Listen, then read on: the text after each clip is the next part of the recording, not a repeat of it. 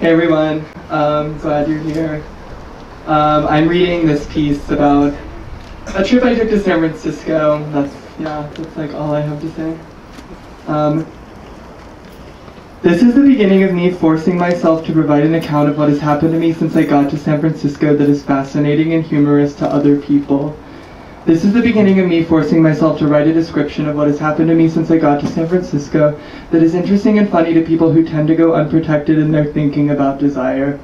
I wanted to write this by hand with a pencil, but I don't have one on me, so I'm composing it in my phone and appearing to the public of this bakery like a vapid bitch, and not like a throwback to the city's days of being a place where poets just did their thing. I drove up here with two friends from LA, but I decided while I was walking here to elide them from this inscription. I should probably also exclude my twin brother, a hetero who recently moved here. At dusk yesterday, I was lounging around his apartment, alternating between paging through the Affect Theory Reader and seeking a BDSM experience on a website branded Recon. On the third floor of an office building in the Mission, there is a room with thousands of books about gay people in it, and it is very haunted by AIDS. So while I was looking around it on Wednesday, my mind kept producing the word I associate the most with AIDS, which is decimated. Last night I got fucked in the face by a man who works for Apple and lives in Amsterdam and has a husband and was unmistakably emulating the straight performers in a series of videos that exist called Gag the Fag, Clay. This morning I saw how low on drugs I was and recognized that my motivation to meet up with one of the men from Recon who were texting me had been reduced to pretty much nothing, which was a bummer because I didn't come with Clay and I haven't come in a number of days, in addition to being a bummer for other reasons. Desire, I don't get it. But I have a new desire now. It's a desire for ibuprofen. I'm going to go buy some. But I'll come back to this later and make it less shapeless since you might be into it.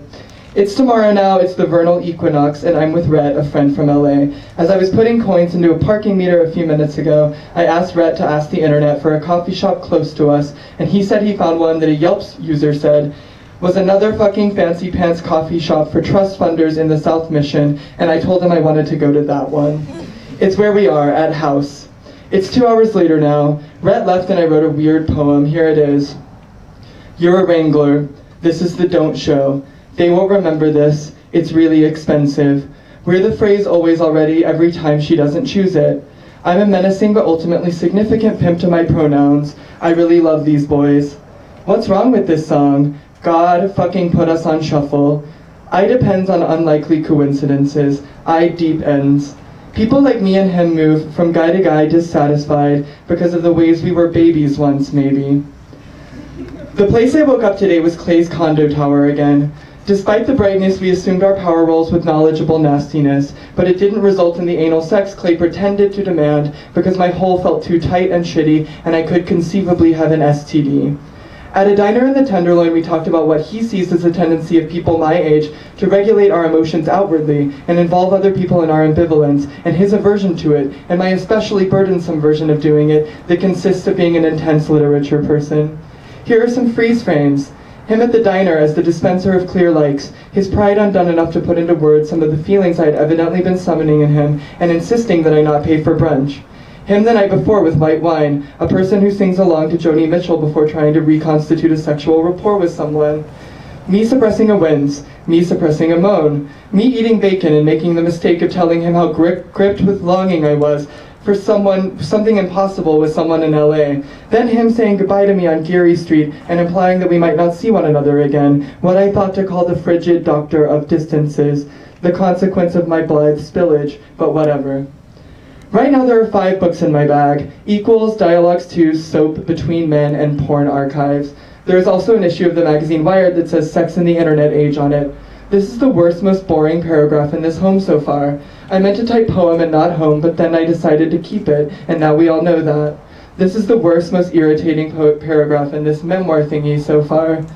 Before entering house, Rhett and I had a conversation you might call Reasons We Like 24th Street, and then stepped into a store called Adobe Books, where I once bought a Paul Celan collection that had a gray and yellow insect wing pressed in it.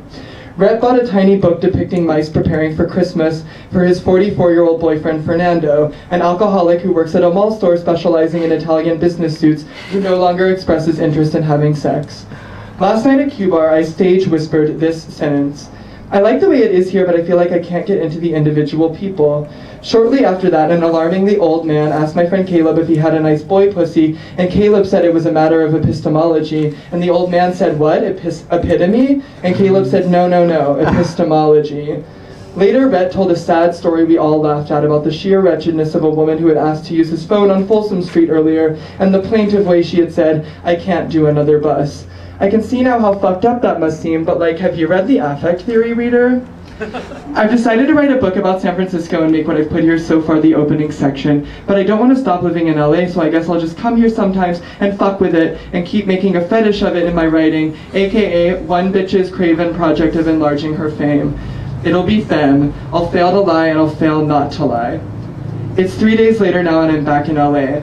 Last night I met a tall geologist from Eritrea in West Hollywood and drunk drove us back to my apartment in the Arts District. We cuddled all night and didn't speak much. I can't explain what value I got out of it except just as closure to that episode of Looking. But in fact that isn't true. A few times while he was holding me, I was placing a high value on it. I thought things like, this feels really nice. I'd even say it gave me glimpses into a happiness I usually assume to be mythic. This is the end of the piece. I'm giving it the title My Gay Vacation Diary to discourage people whom it would disgust from looking into it. Oh, and I've decided that it won't be the opening of a longer hole like the one I quasi-promised, centered on my anomie and hedonism, or at least not one set specifically in San Francisco. Thanks.